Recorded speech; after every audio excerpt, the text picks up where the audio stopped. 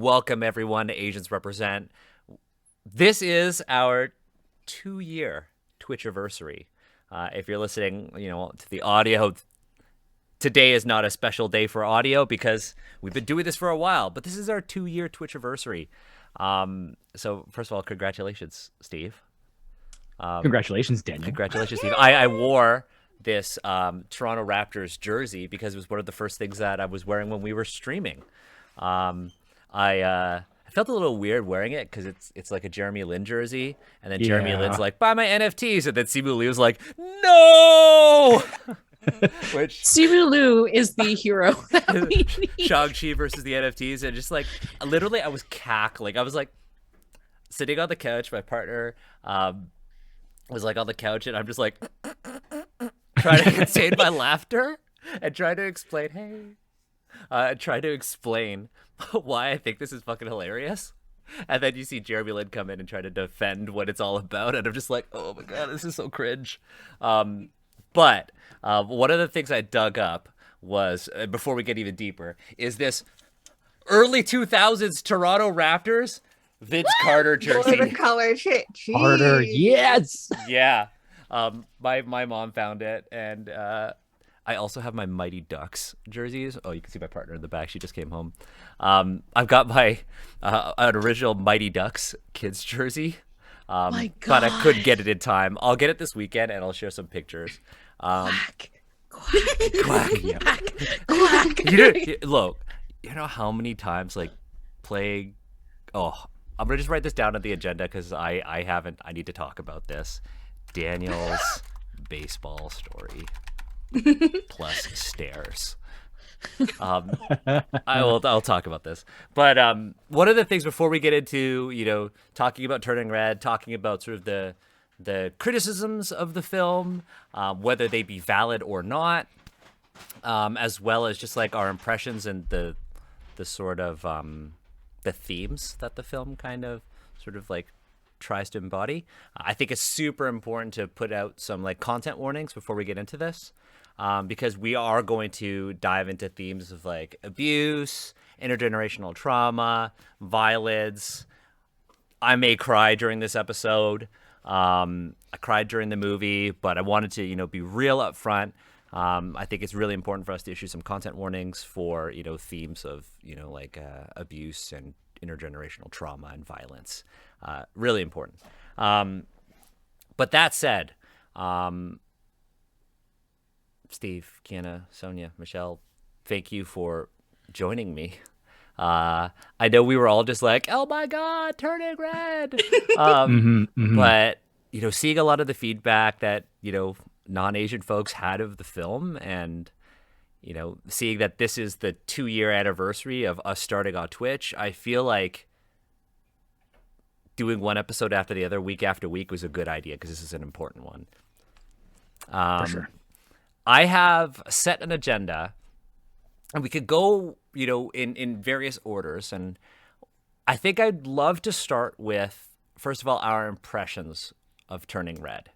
Now, obviously, for folks who are watching this or listening, there will be spoilers. There will be spoilers. So many spoilers. So if you haven't seen the movie yet, first of all, go watch the fucking movie, and then watch / listen to this afterwards, because this is one of the most important movies to come out in recent memory, and it will remain one of the most important animated films and films about the Asian diaspora for many, many, many generations to come. Turning Red is a film about, a young girl named Maylin who has this familial curse. And when she gets like emotional and worked up, she turns into this giant red panda that you could see in Kiana's background. And there you go. And it's just kind of about the hijinks that kind of happen with this transformation and her desire to go see Four Town, a fictional boy band that is coming to Toronto. On top of that, she has to deal with the fact that there are familial expectations, and she needs to lift this perceived curse that is upon her. It is a very heartwarming film about a Chinese Canadian family, kind of dealing with the sort of deeply embedded effects of collective trauma. And it is a fantastic film. What I'd love to do is kind of start with, well, what are your impressions of it? I mean, I know we all really fucking love it. Like, Michelle, your Twitter name. I know we all really love it, but I would love to know from each of you, what made you fall in love with this movie? Because we've seen, like, Encanto was a movie that talked about the themes of intergenerational trauma. We have, Asian representation in Disney already in other films like Shang-Chi and Star Wars Rogue One, Star Wars Rebels. We have Asian characters, but why are we so jazzed about Turning Red? I'd love to start with you, Michelle, because you're on the overlay. You are to my left. Like, what was it that made you just fall in love with this film? Or just like, I don't know, because we don't all have to love it. I mean, I love the film. I don't think that's, I mean, my Twitter account name right now is Four-Town Stan. So I feel like it's a pretty, it's pretty obvious how I think my general conclusions are, and how I feel. But I think the thing that really clued me in was from the very beginning, when I immediately recognized that Mei Lin was absolutely embodying my experience as part of the Asian diaspora here in North America. The movie starts with a series of photos of her childhood. Now, I don't know about y'all's parents, but my parents loved taking photos of everything. Oh my God. I have so many photo albums. I mean, they're not all with me right now. I think a lot of them are still in California, but like, they just like the progression of growing up and then seeing her in both traditional clothing, seeing her like bonding with her parents and things like that was just, I immediately was like, boom, this is for me. I know exactly what like this movie is on. And of course, the very beginning dialogue of that Malin talks about, where Malin talks about like giving back to your parents because they've made you. They worked their asses off to make sure that you could have the life that they never had. So the least you can do is everything they ask. And it's hard. And then she goes like, well, that doesn't mean that, you don't honor yourself as well. And so I'm like, okay, interesting. And then just with like the cool little sassy walk down the street with her Tamagotchi and a flute case and whatnot. But then you see later on, she has like a little bit of, you can tell she has a little bit of trouble with that, right? She's starting to break away with her parents. She's trying to figure out who she is outside of her family unit. And I think that was the immediate moment, that whole scene, like that scene then transitioned to the intro scene, etc., to her friends. It was like, that was exactly my experience growing up to an uncanny degree. So I just saw myself so easily within this character, within her experiences, within her family. Yeah. I also played the flute. Like, What about you, Kiana?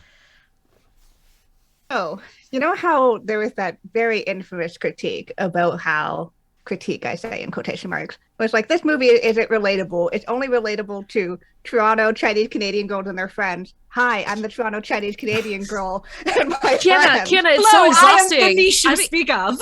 Yeah.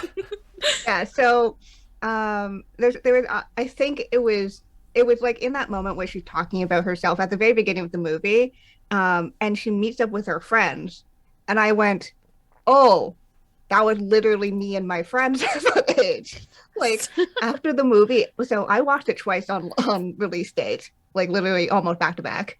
And my parents watched it the following day, and I talked to them about it, and they're like, yeah, this person, that was just like this person who you were friends with. And we'll go like, yeah, you're right. It was like, and so it's all these bits and pieces of it where obviously I felt myself very reflected in it because very specific, obviously with a bit of a time shift difference in terms of like what the era was like, but there was so much. She was just a person, right? But there were details there that just fleshed her out, that wasn't just like slapped on as just like as like a afterthought. So this movie was just like immediately charming outside of that reflectivity as well. And having literally watched it twice, like back to back, I was able to kind of just pick up and appreciate those things a lot more.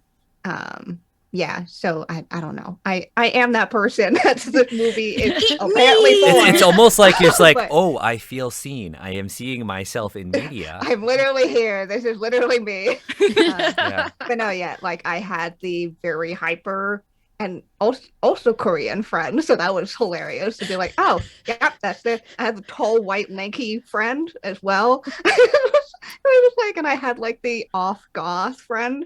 It was just kind of wild to look at that friend group and go, I can pick exactly which of my friends in middle school these were. This is wild. Yeah, that was just a fun thing, and yeah, and just it's just a lovely story that's all wrapped up into this. Yeah, it's it's a fun thing being represented in media finally. Yeah. What about, and honestly, that's just a bonus, right? Like I loved the story and the characters and everything around it already, and then it's just like a cherry on top to be like, and this is also like being able to see myself and my experiences and people like me represented in the movie, which is kind of amazing. Yeah. What about you, Sonia? Oh my gosh. Okay, so I've seen this movie probably way too many times already. I saw it with my sister the day it came out. I watched it by myself as like background noise while I worked. And then I watched it again with my mom because I was like, Mom, we're watching this right now. But like, it has to do with like what's already been said. It's like that opening monologue. Like me and my sister were listening to that open monologue and both of us went, oh no. Because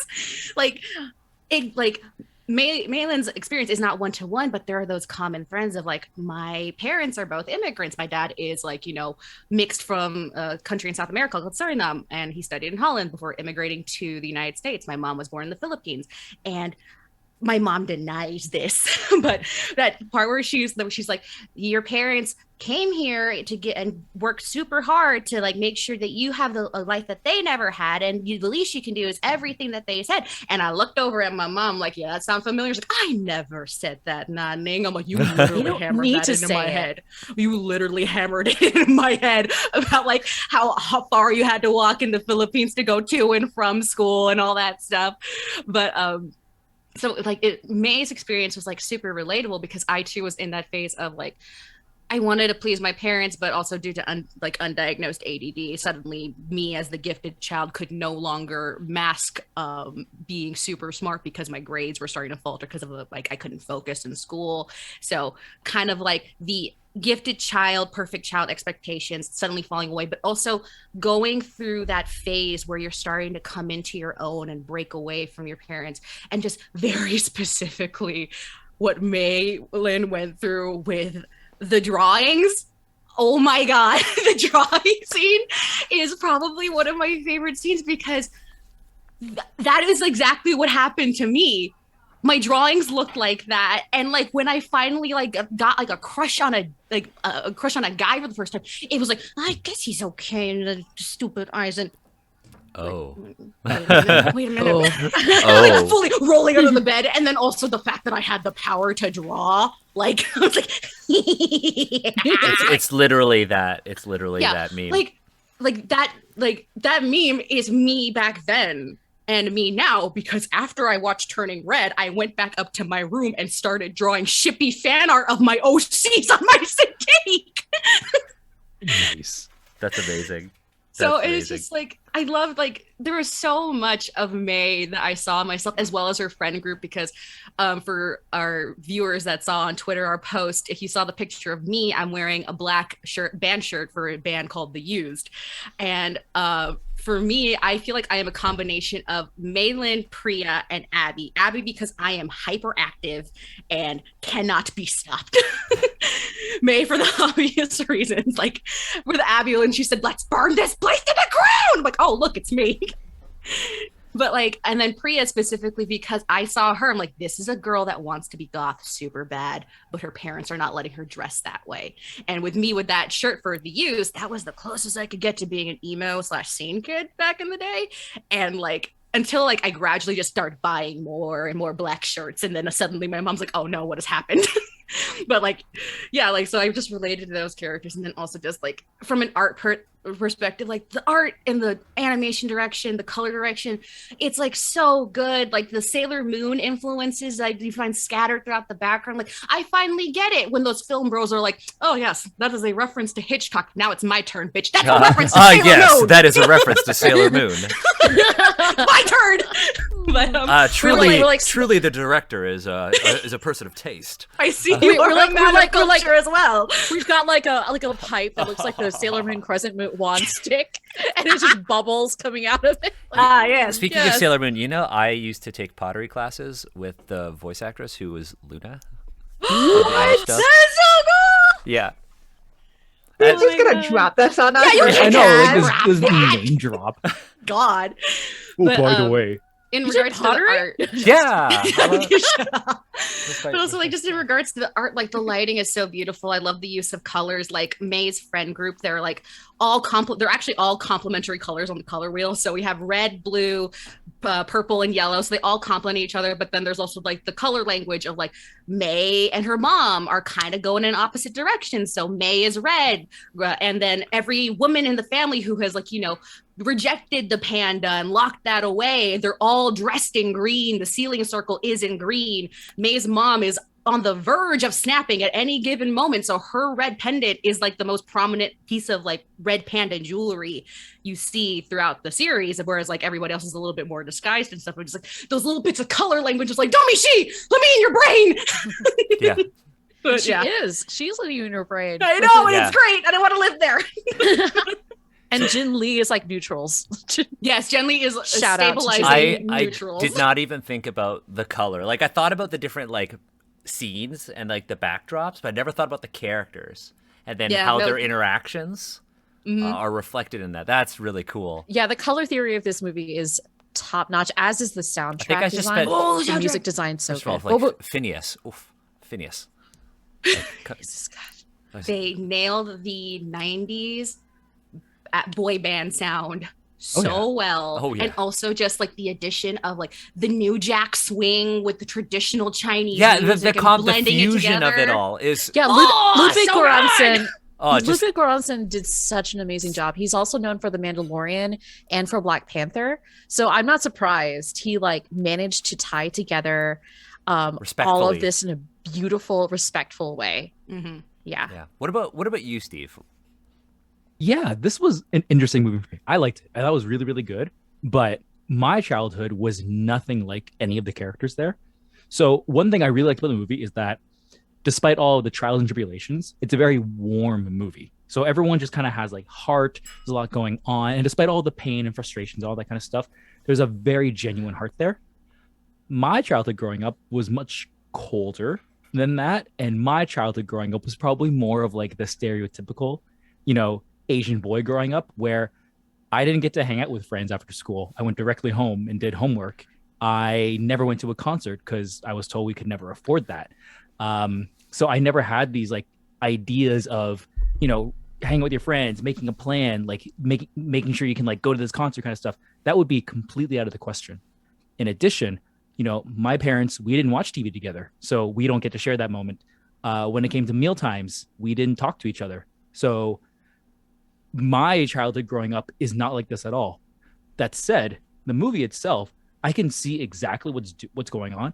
And the word I would use to describe it is intentional. So I can feel the director putting in the intention behind certain things.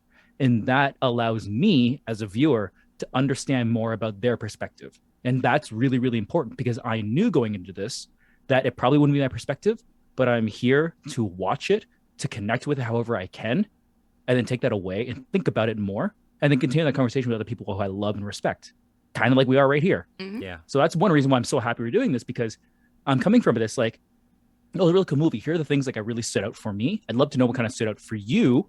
Where do we overlap and where don't we? Because I think that's really good for both of us. Yeah, I similar to you, Steve. For context, we should have said this too. For context, I was born and raised in Toronto. I actually went to the same elementary school as Domi Shi, and it's actually The name drops in this More episode. name drops. but the school is interesting because it's so far from where she grew up, like where she lived. But it's also not very close to Toronto's core. Like her experiences and all the Chinatown references are not of the central Chinatown in Toronto. It's actually Toronto's East Chinatown that they reference a lot, especially in that streetcar scene in the beginning. That's East Chinatown and far and beyond. So for me, when I watched it, very, very similar reaction to you, Steve. For me, it was like, on one end, it was like, oh, super cool. This is Toronto. I get that. On the other end, my initial reaction is honestly envy. That was my initial reaction to this movie, and it was envy. And I know my partner is actually watching the stream, which is why I delayed us starting a little bit so she could get home to watch it. But like for me, my reaction was envy because in this movie, all of the negative aspects of May's experience and all the negative things that they talk about in the film with the trauma and all of that, that was my childhood. But none of the positive things that she had were a thing that I ever experienced, like you, Steve, right? Like I had like the overprotective parents, couldn't hang out with friends. I don't have those childhood friends that I'm still in touch with. I don't have any of that. Literally, my parents tried to control every aspect of my life. So I wasn't able to experiment with fashion, none of that.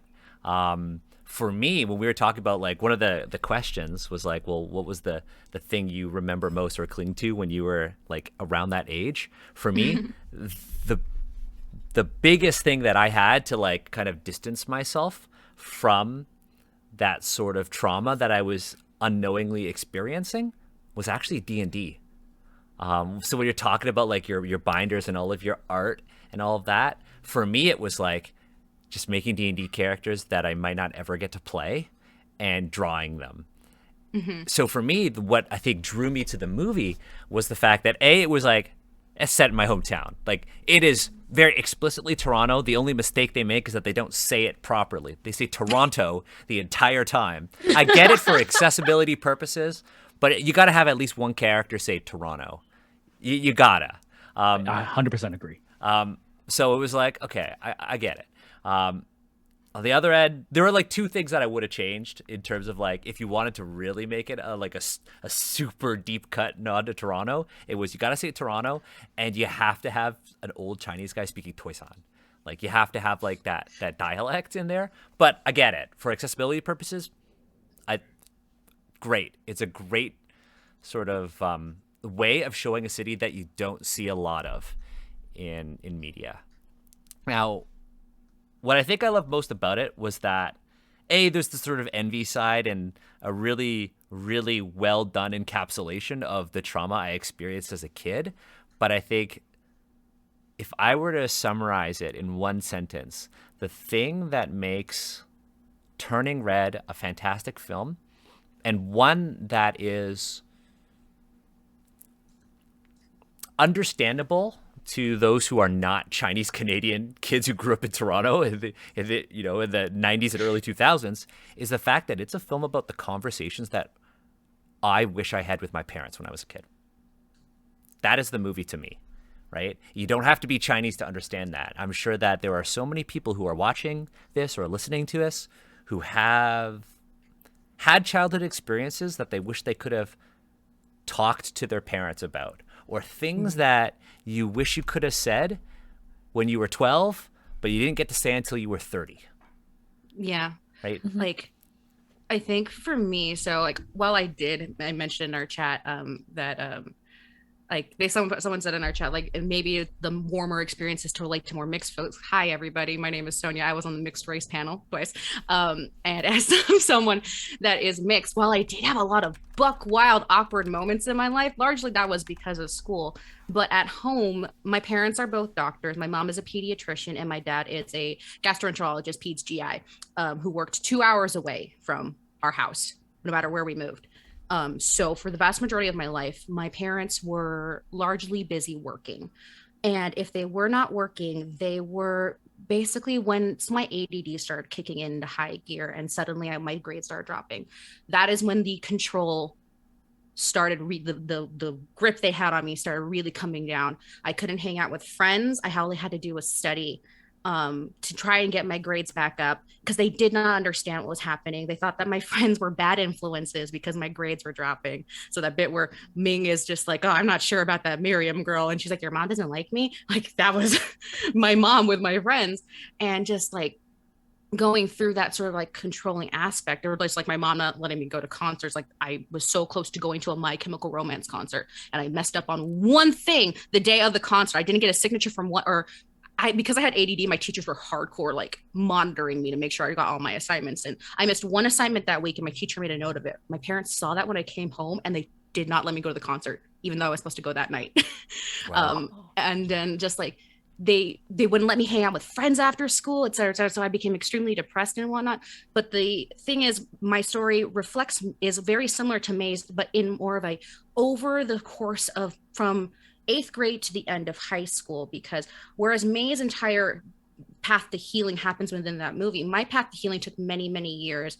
And astonishingly enough, my parents, when they finally saw that I was in desperate, dire straits, because I had reached that point where I was not safe to be alone by myself. I was very, mentally fraught with depression, anxiety, and just because undiagnosed ADD. And I could overhear my parents going like, we don't know what's wrong with her. She's never going to go anywhere in life. And it was very traumatizing. And I commend my parents because they finally admitted that something was wrong. And they actually let me go to therapy. To even greater, which is huge, especially because like the stigma within the Asian community of like mental health, seeking mental health. Not a whole lot of people do that. Like I went to my voice teacher and was like, yeah, I'm going to therapy, and she's like, your parents are letting you go to therapy. Yeah, we're gonna we should definitely focus the conversation on that, because there is some context to that, right? Yeah, there are cultural reasons why these conversations aren't happening. And like, to a greater point, once I started going to therapy, my therapist was like, okay, Sonia, this is not all your fault. Your parents also need to come in too. My parents also went the extra mile to actually go to therapy with me to understand what they were doing and how they were harming me. So my experience is actually reflected in a little bit of May's experience, in that Ming actually acknowledges that maybe she should let go of her daughter. Maybe she should let her daughter be who she is. And like at the end of the film, I wanted to cry, because when Ming let her daughter go out to karaoke with her friends, I saw myself at like finally 18 years old, and my mom is letting me finally walk out the door. It's like, I'm going to go hang out with my friends for a bit. It's like, okay, honey, be safe. Just call me when you're about to come back. I'm like, oh, it happened. Like, yeah. So, yeah. But yeah, it's very cathartic in that, I had those similar experiences, but then thankfully had the catharsis of actually seeing that through in my life. Yeah, I just to briefly comment, I had a similar experience as well, where it was, I think, really important to me watching this film to see a happy Asian marriage, to see a happy Asian diaspora marriage. Mm-hmm. My parents should not have been married to each other, to put a fine point on it. And it was really rough growing up with that kind of environment for many, many reasons. And I think when that happens, you as the kid become kind of the only part of the family unit that can receive unconditional love, especially when there's no other siblings. Like I was the only kid. And so when both partners are looking at their kid being like, you need to be the summation, the culmination of everything that we expect from you, and you start realizing that these expectations, like I started realizing at a very young age that these expectations were in many ways coming from something in their, like in their psyche, not like me. This isn't about me. This is about you. And I wasn't really able to get any kind of closure with that until I think my late 20s, honestly, when they had both been long divorced and had since found other partners. So it was, I think, just very striking to me to see a a loving family that, for all of its complications and its generational divides, still has a sense of empathy and love. And this is not just between Jin and Ming, but also between Ming and her family as well, right? Mm-hmm. Like the moment when, spoiler, grandma's like, you know what? I'm a panda out too. And then we get the epic like auntie grandma panda moment. Auntie squad. Oh, yeah. Auntie squad coming in. You know, it's like, you know, we're going to risk this again because we love you and we want you to be okay. And we know that this is what we're needing to do in order to make that happen. So I think it was just really wonderful to portray that, especially given so much media representation of Asian families being like tiger mom or like, yeah. And I mean, like, this is not to say that, of course, you know, like I grew up in a very abusive tiger momish household, but it's great that not every family is like that. And it's great to see that it's not just this one thing. I made some kind of Twitter comment about how this was done in like dire contrast to the Strixhaven story from Magic the Gathering last year. In that story, you know, we have the tiger parent kind of just running wild, that whole trope. Whereas here we are actively deconstructing that. We are actively meeting that. We are taking it down. Mm-hmm. So like Ming is still a tiger mom, but she's a tiger mom that we can understand the motivations behind why she's doing what she's doing. And like, we see the reasons why she's kind of in that tiger mom aspect, just like through the revelation of her own personal generational trauma and whatnot. Yeah. I mean, to that extent, I feel like she just becomes more of an overprotective immigrant mom, more than like the actual, the tiger mom that, I guess, referring strictly to like the book. Oh, the book. Okay, then that makes sense. Yeah. Yeah, I also, mean, speaking of Ming, Sandra Oh voice acting. Yeah. I mean, everybody in that movie, James Hong, first of all, come on, like. Yeah, I was like, hey, God, that cast was so. Fucking so legend. It was ridiculous. It's true. And also all like appropriate racially for who they were like. We didn't have any weird voice acting like as much as we normally do. It's like, hi, here's an Asian person voiced by a white person. Here's your South Asian representation with one South Asian voice actor. I'm honestly just glad that they didn't put Awkwafina in the movie. Let's be honest. Yeah. For me, it was like, it's interesting hearing your story, Sonia, because mine is like the exact opposite. Like, I had to endure so much growing up. I was like, first of all, like undiagnosed ADHD when I was a kid. I did not, and dyslexia. I did not succeed in school until I was in university. I had a grade 8 teacher who straight up told my parents in front of me that she didn't think I was going to go to high school. Right? I've had one good teacher before I got to university. And when I was a kid, you know, I'm the older brother, right? I am all the Asians are going to get this. I am the first son's first son. Oh, no. Right? So like, oh no. Like this shit is rough. So not only do I have undiagnosed ADHD and dyslexia as a kid, I also have a OCD, which I get from my mom. Now, at the same time, I'm not doing well at school. I have a ton of energy. I get into fights. I go to the office all the time, right? It is like awful, like just could not. And my parents' solution was not to talk about it or to see why, was to be like, you know what, we're just going to fill Daniel's life with more shit. Yeah, because if we can feel it every single second of the day, it's gotta burn off his energy. It's gotta burn it somehow. off. So you don't have time to get in trouble. Exactly, you don't have time to get in trouble, or as my dad says, you have no time to go hang out at the mall. So what my parents did was, like, first they were like, the Canadian thing, we're gonna put you in hockey, right? And then we're gonna pull you from hockey, and then you're gonna do figure skating, so that when you go back to hockey, you'll be better. What? You did figure skating?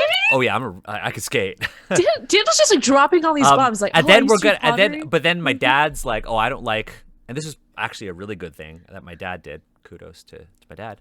He said, I don't like the culture of hockey parents and parents who take their kids to hockey. So you know what I'm gonna do? I'm gonna put you in like the whitest sport ever, competitive swimming. And then we're gonna put you in competitive swimming. And literally up until grade 12, my life, my day consisted of getting up at 5 o'clock. My dad drives me to the pool, my brother too. We train. I walk to school with a backpack, and my gear. I walk to school. Go to school. I'm there before everyone else, right? I eat breakfast at school. I do school. I walk back to the pool after school and do my homework in the bleachers.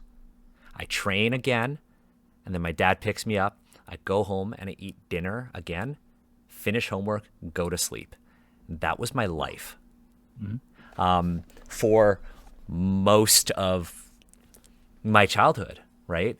And I didn't have a lot of Asian friends because of this, because the sport at the time is super white.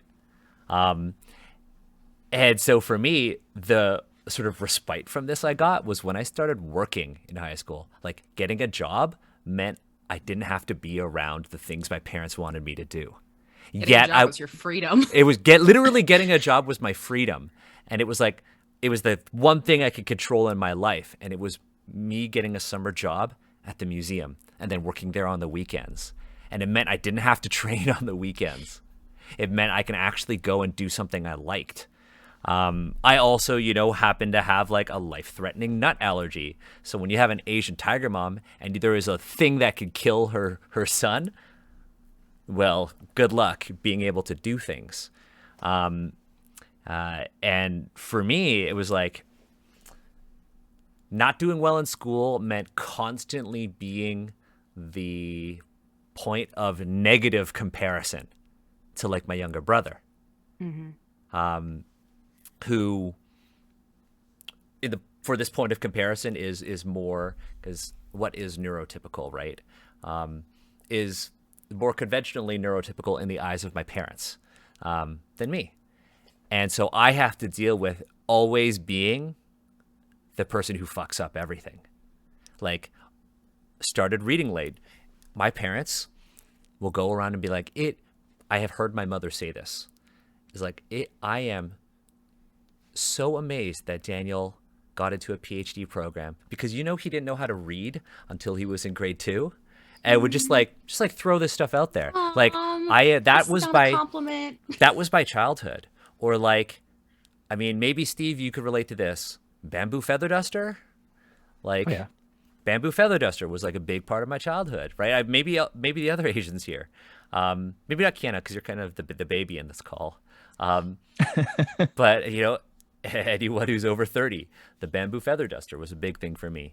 I actually wrote this down because at the beginning of the episode, I said Daniel's baseball story and stairs.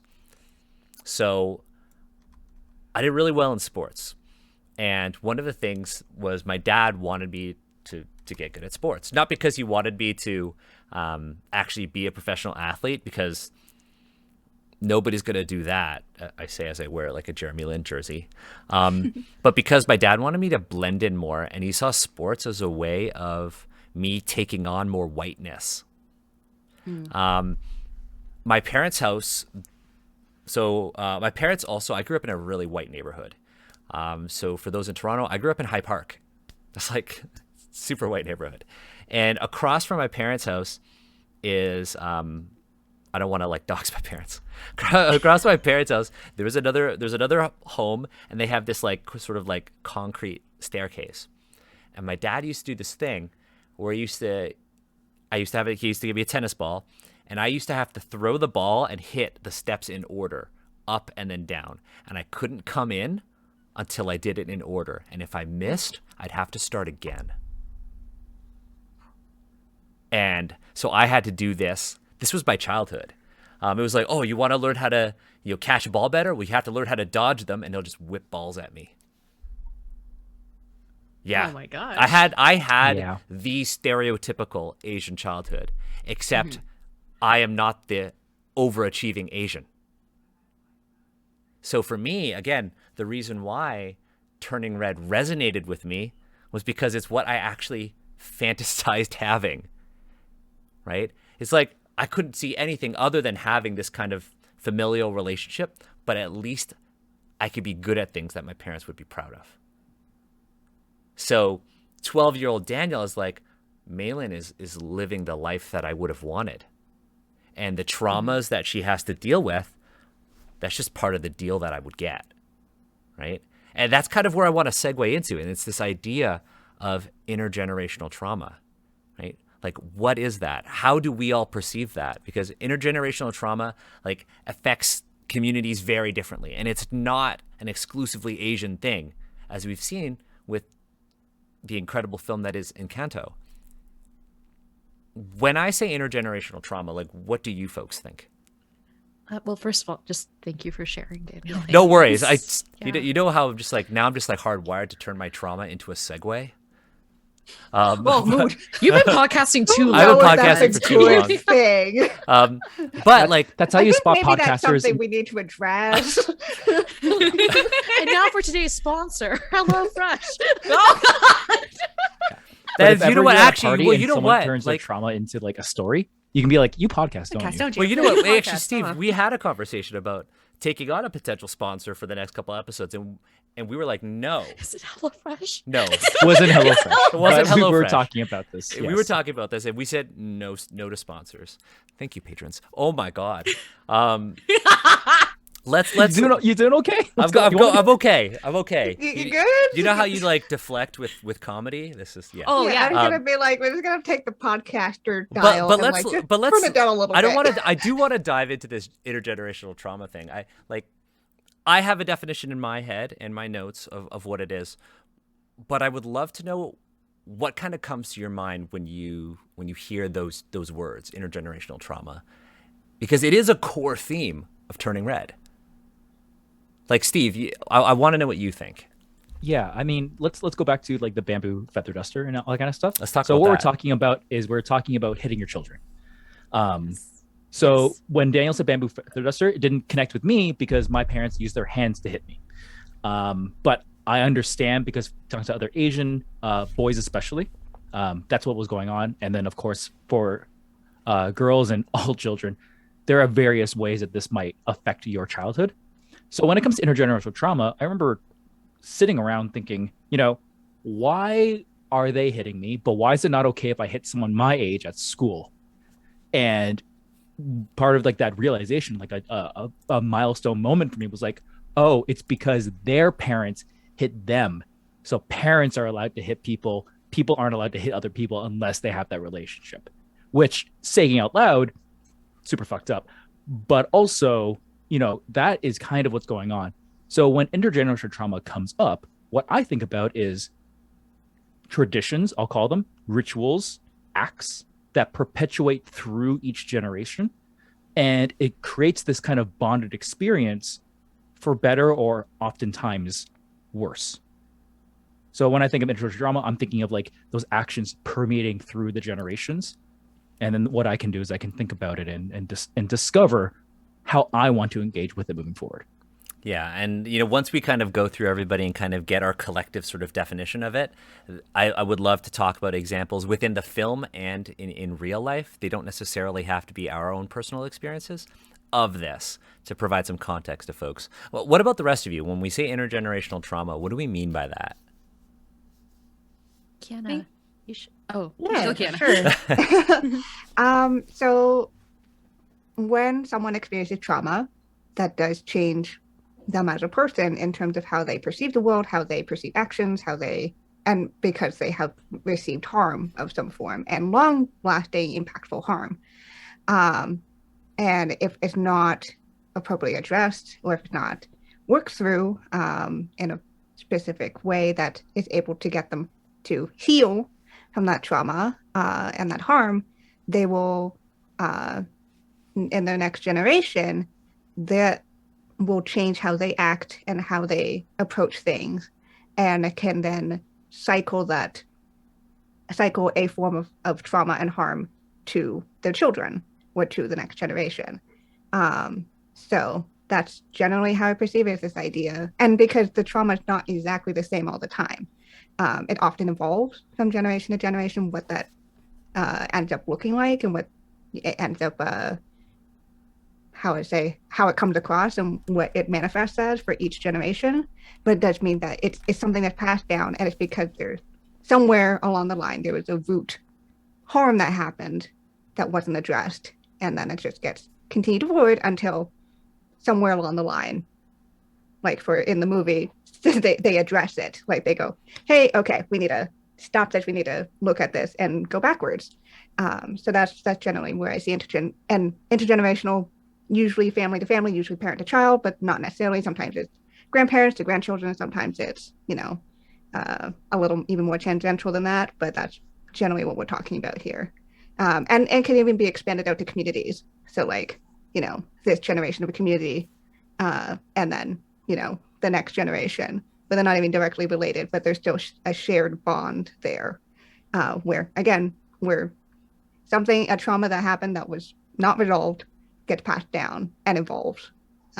So each phase of this community's or family's lifetime and family tree. Yeah. Mm-hmm. Yeah. What about the rest of you, Sonia, Michelle?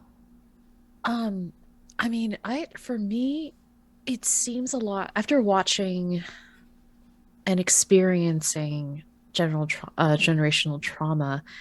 At the end of the day, I think it really boils down to what I would almost describe as toxic empathy, almost, in a sense that what we are inheriting from previous generations is a series of deep rooted negative emotions that somehow become a part of our identity as a culture, as individuals, and without whose presence we can no longer define ourselves in a way. And this does generally come, like Kenna said, from some kind of past incident that may have happened. And sometimes it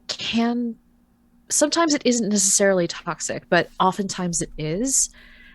Like one of the things I thought of, for example, was, of course, we all talk about the immigrant story, but the first thing that came to my mind, actually, when we were talking about this was, if anyone has seen Crazy Ex-Girlfriend, there is a scene where Rachel goes back to, I think, a bar mitzvah, and then they all sing the song with Patti LuPone, and it's like, remember that we suffered. And it's all about like the Jewish diasporic, like, entire feeling of just like, remember that our people suffered during the Holocaust, like in the Torah, like it is part of our heritage as people, is part of who we are. And that's just one example, and I'm certainly not qualified to say like how that affects folks within Jewish culture, but oftentimes when it's in the examples of Encanto and Turning Red, we can see how we repeat these patterns. We basically follow almost the same dance form in order to elicit the same point of view and the same emotions in another person, so that we can grow together. We can glom on together in this katamari of trauma. Oof. Ooh, Oof. Katamari That's a surprisingly powerful image. Yeah. Yeah, it's like I am forcing you to experience this so you know how I feel. Mm-hmm. Mm. Yeah, it's a lesson. Yeah.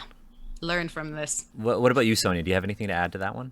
Honestly, y'all covered it. Like, it is like what everyone in this group has said. And just for me, my personal experience, because I didn't have the term intergenerational trauma for a very long time until I started reading up a bit on it more, and then just seeing it literally is just like that beginning of like that root is the first pebble that drops in a pond, and then it just ripples out. And if there's nothing to stop it, it will just keep going and gets bigger and bigger and bigger. And like, it's just something that I have particularly seen with like my mom's side of the family. Like, me and my family have actually, like, again, I am probably like the oddball of the Asian community, in which case my parents went to therapy, we went get help and all that stuff. We have actually taken a lot of steps to actively say, no, we're not going to be doing this again because it's hurt people in the past. We can't do this. We have to make it stop. Because I've seen how it's hurt my mom. I've seen it starting to repeat itself with like extended family members and whatnot. And like, yeah, I don't have much to add except for just my own personal experience. And just like, it's kind of wild to be, it's like Plato's allegory of the cave, where the shadows on the wall are one thing for so long. And then when you step out of the cave and you realize what the shadows are, you can't see it the same way again. That's how it was for me with intergenerational trauma, where I just thought this was just kind of like, this is just how it is, right? And then I learned the term and I'm like, oh, wait. Yeah. Hang on a second. Yeah, it's so like part of you, right? Yeah. Yeah, I Don't think realize what it is. I think one of the most important aspects of the movie is that it is a great way for parents and like adults to kind of understand what intergenerational trauma is, but also a great way for parents and kids to kind of have a conversation about it. Yeah. I think in terms of what everyone said, intergenerational trauma is a very universal theme of the movie. It is one that anyone can relate to. Anyone that can relate to. Actually, the term intergenerational trauma actually arose from psychologists who studied the children of Holocaust survivors. But in terms of like kind of summarizing everything, in my notes, I wrote that intergenerational trauma is trauma that's passed down from those who directly experience it to subsequent generations. Like Kiana said, this could start with sort of an individual experience or events that affect multiple family members, such as like siblings, or even like the collective trauma of a larger community, like a cultural group or a population. For instance, the Jewish community during the Second World War, or the Chinese community during the Second World War. A great example from my childhood of this sort of intergenerational trauma that I was able to deflect was the fact that my grandparents would be like, no Japanese people, right? And I was like, no, that's wrong. But one aspect of intergenerational trauma is how deeply embedded it becomes in our lives. It becomes something that you accept, right? Like I said, like, yo, I want May's life because she has friends, she has some freedom, her parents are proud of her achievements. And in that, I didn't even say, oh yeah, well, she's got to deal with all this trauma, because I'm like, yeah, that's just kind of a part of my life, right? Because how deeply embedded it becomes in, families and these family trees, this manifests in learned behaviors, in your responses to this kind of abuse, right? And that said, it just becomes incredibly difficult to acknowledge until you're, like you said, Sonia, until you wait, this is a thing? Until you actually read into this being a thing, right? Yep. And in Turning Red, there is a thing that kind of prevents that acknowledgement from happening. Because remember, these things don't exist in a vacuum, right? They exist in this sort of like intersection of like culture, psychology, different family dynamics, different levels of family. And one that is very, very obvious in this movie, if you are Chinese, is the concept of face and the culture of silence in Chinese culture, but also wider Asian cultures when we're talking about the culture of silence, right? Because the culture of silence and the fact that you don't talk about your trauma and you don't talk about your mental health, and where someone like you, Sonia, says, hey, I had an atypical Asian experience because we went to therapy, right? Me here being like, I've gone to therapy myself, but no way am I ever going to be able to get my parents to go or even articulate what that is. Some things that I've talked to you folks about that I won't talk about on air, but I got a diagnosis recently, and I talked about it to my parents, thinking that it would bring up positive conversation. I tried to turning red my life, but just the end of turning red. And my parents blamed me for it. This was like 6 months ago. So in Chinese culture, we have multiple intersecting social concepts, the most important of which are called mianzi, face, and lian, which is kind of a related term to face that represents your personal integrity and your moral character, right? So these all tie into another thing that is present in many cultures called filial piety, right? The behaviors, the intentionality behind your actions that are related to respect and being good to one's parent. It's related to things like Confucianism and things like that for Chinese people. Face is a very distinct part of Chinese culture, and it is very clearly on display in this movie. So if you didn't listen to episode 37 of Asians Represent, where we talked about this with some amazing guests, face is basically a representation of the positive image of yourself. Maylin talks about this in the beginning of the movie. I get straight A's. I'm good at all of this stuff. But underneath it all, there's this sort of darkness that she hides, right? Her mother is this very proud tiger mom. But underneath it all, she was hurt because of the way she had harmed her mother, right? But they don't talk about this because your face is that image that you have. It's almost like your identity. It's your status, your power, your reputation. It's what you can wield against other people. It's what you cultivate, right? The more face you have, the more seriously and respectfully people treat you. Now, in Turning Red, for those of you who are listening or watching, or even in the Zoom call here, who have never heard of the term face, could probably see how this can kind of drive a lot of social interactions for Chinese people within and between families, or within, or between individuals. Right? A lot of people don't like to ask for help. Steve, you of all people know I'm terrible at it. I'm terrible at it. And you check me for it all the time, and I appreciate it. But not everybody has like a Steve in their life, right? Everyone should have Everyone Steve. should have a Steve. Have a Steve. Speaking of Get a our new wizard, sponsor, Steve. Speaking of our new sponsor, the Wizard School, that is Steve. Hello, Steve. Steve. Hello, Steve. Oh. Every week, Hello Hello Steve is just an app. delivers a wizard. Every week, Hello Steve delivers a new, fresh wizard to your doorstep, able to help you help yourself. I would that. just imagine an app, and it's called Hello Steve, and you just go Hello Steve, and it just tells you to be like, I love you, or it's like, or like, what's the tension in your life right now? I feel like it's just an app instead of Or this. it's just a recording of Steve like, hey, go to bed. Yeah, hey, Or Hello Steve Why are you Deluxe. tweeting get at an 2 a.m.? For the Hello Steve Deluxe one, you get an actual Steve sent to your doorstep for free hugs every day. It's so funny because like a couple days ago, I literally sent a tweet. Someone's like, "Why are you tweeting right now?" yeah, but like, not everyone has the ability to kind of check you on this thing, and so a key part of this movie is how May struggles with her own individuality. It's also this sort of clash between Western and Eastern values, Western and Chinese values. Yep. How she wants to be more individual. She wants to just kind of go out and spend time with friends, or she wants to do things that cost money. Yeah.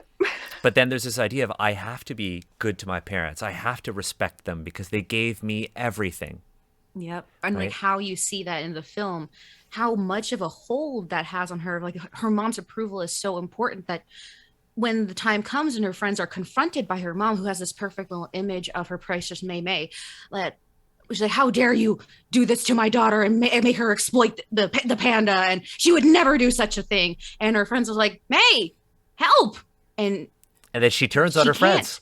She can't do it because that sense of filial piety has such a vice grip on her that the idea of betraying her mom is, even at the cost of like abandoning her friends, she can't do it. Yeah, it's a family thing. It's a family thing so hard. And it's like it's not just filial piety. She loves her mom. She loves her mom. Yeah. She loves her mom. Yeah. Like that, I think I love that is never in question the entire movie. Yeah. She just wants everything to be better for both of them. Mm-hmm. Yeah. Right. And the whole movie is that it's a very loving family, which is absolutely wild to see in any form of Right. Western media, to show an Asian family that so deeply loves itself and each other.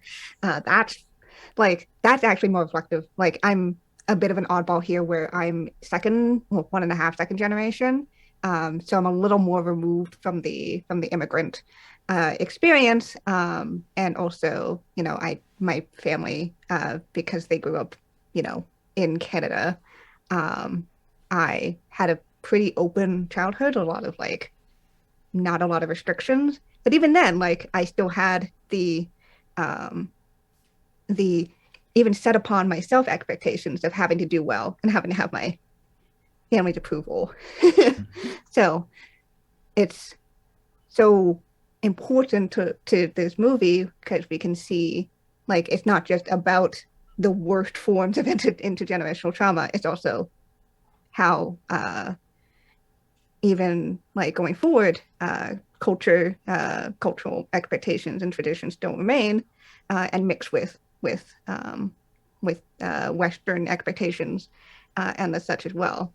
And it's also super interesting to look at it, because so many of my Asian friends at the time were like, I was the very non-stereotypical Asian. I was very into the arts. I was super into English and writing. I did really well in them. I even did percussion instead of flute or any of the other typical instruments. Wow. Sorry, just to correct you, piano counts as percussion. So yeah, piano does count as percussion. So technically, I was. I can go get my medal. I never did band. Yeah, no, I was a band kid, and I was a marching band kid, but all of the more typical first generation friends I had around me were or rather not my friends. I went to a very Asian and white school, and I was constantly told that I was a bad Asian. I was. Were you called a banana? Yep, called a banana. I was called a banana. Yeah, Twinkie banana. Yep. I'm like pen sword. No, stop it with the banana comments, people. But yeah, it's this intergenerational trauma. I can still look at my own family and go, yeah, there's some stuff there that has carried into how I exist in my life and all that stuff, particularly my high expectation for how to do stuff, not asking for help, etc. But also intergenerational trauma of people around me affects me as well. The idea of hello, you have to be a very specific kind of person to be a real Asian. And I'm like, yeah. So that's something I had to experience and live with and grow into. And let's not even talk about the whole the themes that were discussed in the mixed race episodes as well. Yeah, there's 2 whole episodes on that. Yeah, and then so having May having to, and I think there's also that very universal theme of learning how your parents are just people as well, and as you kind of grow into this messier relationship with your parents, as you understand them as people and you understand yourself as a person, both in relation to them and as an individual, that's so much of the arc in the story is May being I'm my own person, I'm also my mom's daughter, and her mom being yeah, I think go for her. My favorite quote of the movie, just because also has such a cool visual for me, is I'm my own person, but some of her moves are also my moves. And just like Yeah. it's very the reason why that song, that line sticks in my head so much is because I noticed on my second viewing of the movie, there's that line, and then there's the scene where May's mom goes apeshit in the Daisy Mart, and they're on their way home, and May's just very quiet in the car. She's like, I'm fine. And her mom reaches over, brushes her hair, tucks it behind her ear, and touches her shoulder. In the scene where May is in that like spiritual realm where, you know, you're about to, you can reject the panda and not, she finds Ming as a teenager crying, and she does the same exact move where she brushes her hair out of her mom's face and touches her shoulder. So I was just like, okay, so that was that exact moment when I paused the movie. I turned to my partner and I said, I'm going to cry. And she looked at me, was like, what? And then I started bawling like uncontrollably. It was ugly. Like I think I cried for like 10 minutes, 15 minutes. So at this point, like my partner had been sitting next to me, and then I grabbed his head and it was like next to mine, and then I had like a Stardew chicken plush in the other hand. I had my cat in the other arm, and I was like, you just need someone to hold. Yeah. Just and it was that moment when I was like, that's the realization that I want to have. Now, I've talked a lot about like my own trauma, and obviously, you know, with, you know, things like discussions of this, I do want to bring out some positive resolutions. One of the best things that ever happened to me and my family was actually the pandemic. Because I would never really like super close to my family. And the pandemic actually brought us closer together. It was like, we're going to do everything that we can to spend time together because we don't know if something could happen. The things that were important to us, things like money, status, you know, power, all of that shit are unimportant now because, well, that doesn't stop a virus, right? So we got closer because of the pandemic. Like I call my mom every day to check on them, right? My partner and I go to dinner with them every Sunday or every Saturday. Literally going to dinner tomorrow for my dad's birthday. And you best know I'm picking up Kanji Queen for the Toronto Chinese people. Best know I'm picking up Kanji Queen for him. We're better off now because our priorities have shifted, right? We don't talk about money or things like that anymore. We talk about, are you happy? Are you healthy? Are you doing well? I literally, we started playing D&D like in 2020, and my parents kind of understood what was going on. They still don't get it, but they kind of respect it now. I told my dad about Candlekeep, and I remember exactly where we were driving. We were on Parkside going towards the lakeshore, right where the park is. There's a little bridge on the highway. And I told my dad that the book was out and it was a New York Times bestseller. And he said, I'm proud of you. And I actually saw a TikTok, and they were like, you know what's the most inaccurate part of Shang-Chi? When his mom tells him he's proud of him when he's a kid. But that was the first time that I can recall my dad ever telling me he was proud of me for something that I did for myself, not something that I did for them. And so while I have decades of trauma to like unpack and deal with, I'm working on it, right? And I can acknowledge it now. And with Turning Red, I have a tool to which I can say, hey, let's talk about this movie, right? Now, there was some pushback to this movie when it came out because a lot of people, particularly a reviewer named Sean O'Connell, who said, this movie is not good because I, a white man, cannot relate to it. And one of the, we have lots of questions for patrons, so I want to make sure we focus on them. But Fine, come. By the way, Just as a I quick- wish she had said as a white man, because it would have actually shown more. it would have emotional actually Shown more been. self-awareness. It would have been Yeah, some shown- self-awareness. Like literally, Yeah, exactly. he could have Yeah. just said, "As a white man, I can't relate to this, but I can see why people like it."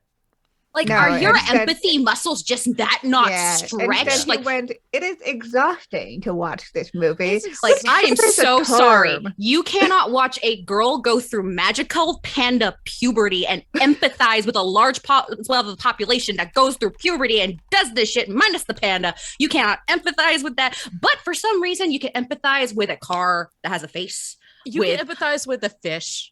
You can empathize with a fish that loses his entire family, or like garbage robot. or it's The too garbage it's so robot. niche. Or, It's or so how niche, about like robot. like a rat that wants to become a restaurant. You can believe- cook. Chef. Yeah, Yeah. you can believe that the greatest chef in Paris is a rat piloting a scrawny redheaded white boy like he's an Evangelion. Can we first of all talk about how the rat has an American accent but is a French rat? Yeah. Can we talk Why? about that? Why? Everyone has an American accent except like 3 characters. Yeah. Yeah. Like it's too niche. And like so So the story of an old man and a chubby Chinese boy and a talking dog taking off in a flying house to South America is not niche. one of the questions that our patrons brought up was is that, you know, we talk about the perception that Turning Red is a weak Pixar movie because it is not a universal story. I'm offended. Now, obviously, like, that is what Sean O'Connell, this writer, wrote in his original, now retracted review. I will drop a link because the internet is forever to the original review Yes. in our chat. So Live with your you folks can read it. O'Connell. If you're listening to the audio, Patreon will have show notes on all of this stuff about intergenerational trauma and everything like that. But in his review, he basically said, hey, I can't relate to this. This movie is not for me. Therefore, this movie is not good. Yeah.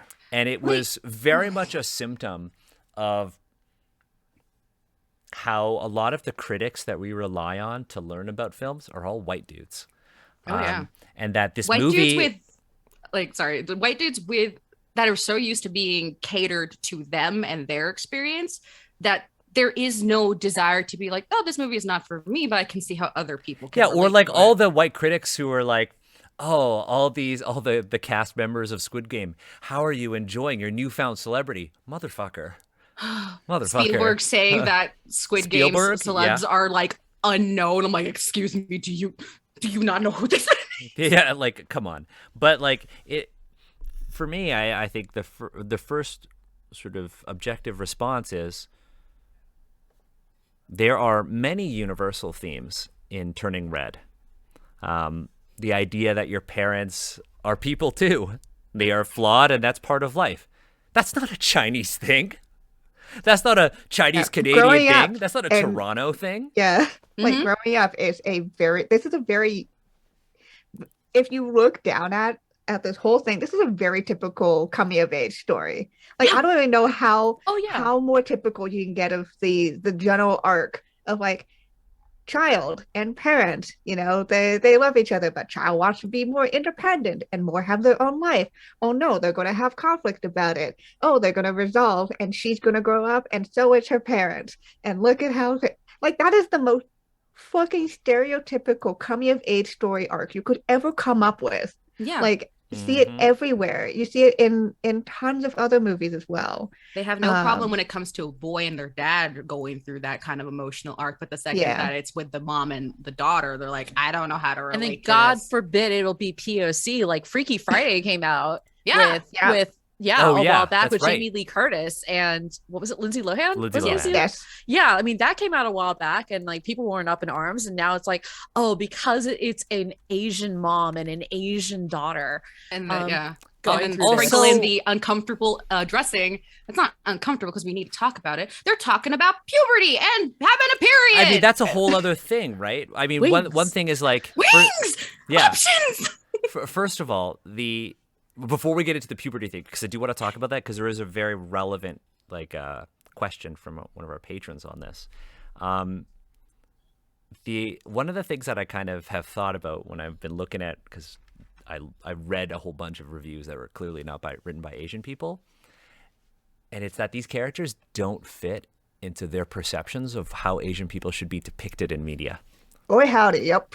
Oh boy. Right? The same people who are like, oh, I can't relate to Turning Red, are the same people who are like, yo, you know what movie was sick? Shang-Chi. How the fuck can you relate to Shang-Chi more than Turning Red? Was Like, you people raised see to a be an Chinese person assassin? and they're not doing kung fu. They just don't. They like. Yeah, How? if you- how it's does like this if- happen? Yeah. If your childhood didn't somehow include people who did like aerial wire work, like what is It's what the is same the thing as point people of who view? are like, Black Panther. Where did you grow up in a highly technologically advanced, hidden African state? How can you Yeah, relate then to that? Moonlight. But then, Yeah. Right? And I think it's important then to take that one step further and go, does relatability or universality make a good movie? I think so much of our media critique, it's so focused us on this idea of relatability. And I think they get tied into a lot of the ideas of representation as well. Like, oh, this is good representation because I can relate to it.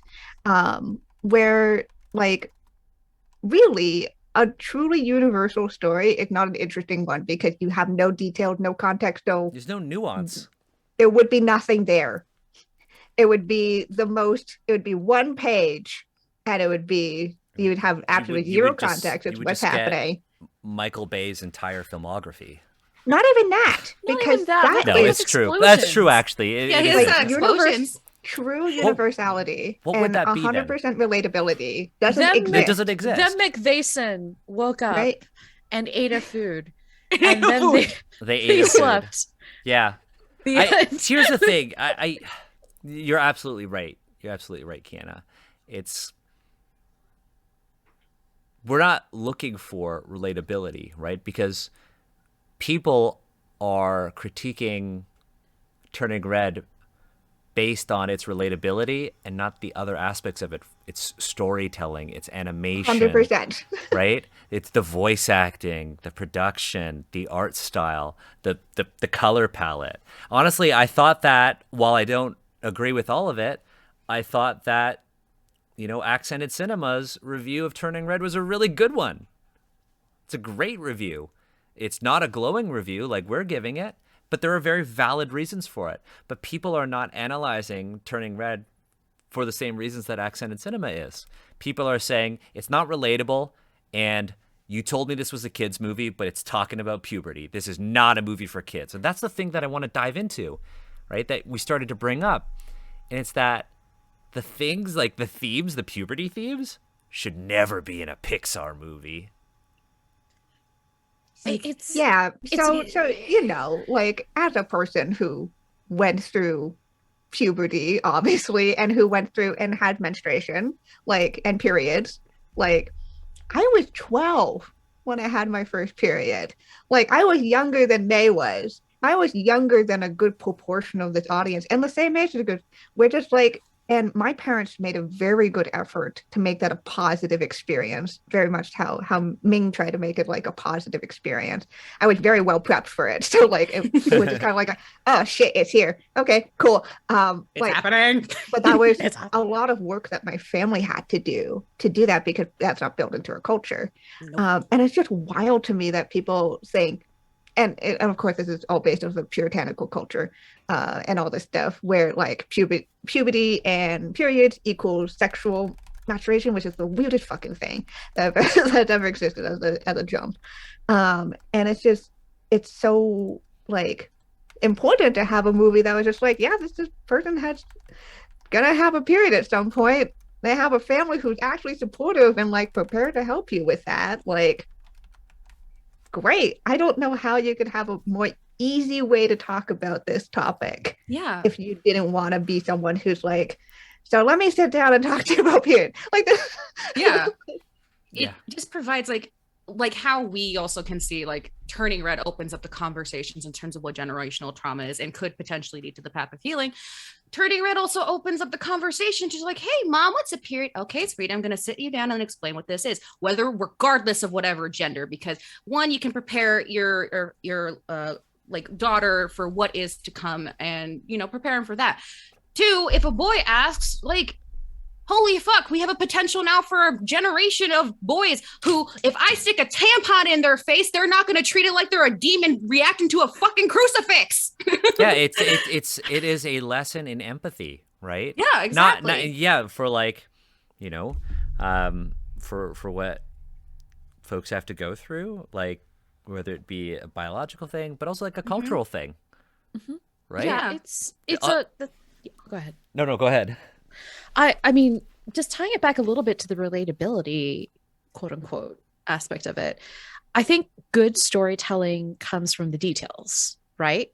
Like it is the things that set us apart that make wanting to read more about this more of a factor in my life. Like reading about the Epic of Gilgamesh, no one is that strong or has a cool friend who's also kind of a beast man named Enkidu and maybe spurned like a goddess. Like no one really has that experience, at least not to my knowledge. If you have lived the life of Gilgamesh, at me on Twitter. But if you're gonna get some people.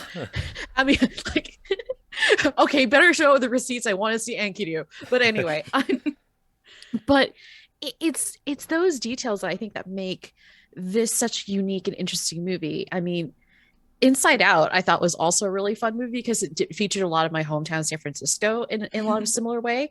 And I think I liked that, right? Because it made it very interesting. It made it unique. I mean, that's what makes the rat piloting a chef like interesting, because it's a very unique experience. And I think that's what makes Turning Red awesome. It's a really fun story from a perspective that we don't get to hear very often. And a perspective that's often told that it's a perspective that's told by society. It is something to be ashamed of and something that should be exactly hidden. Because I mean, let's face it, society hates teenage girls. It's one of the reasons why Twilight and so much of YA is considered like cringe or niche. Like even if you say like, oh, I read I don't know, what is it, the Mortal Engines or Mortal Engines, Shadow and Bone, like Tamora Pierce, like any number of really fantastic books that just happen to be in YA, blah blah blah. Like people will look down on you for it. Yeah.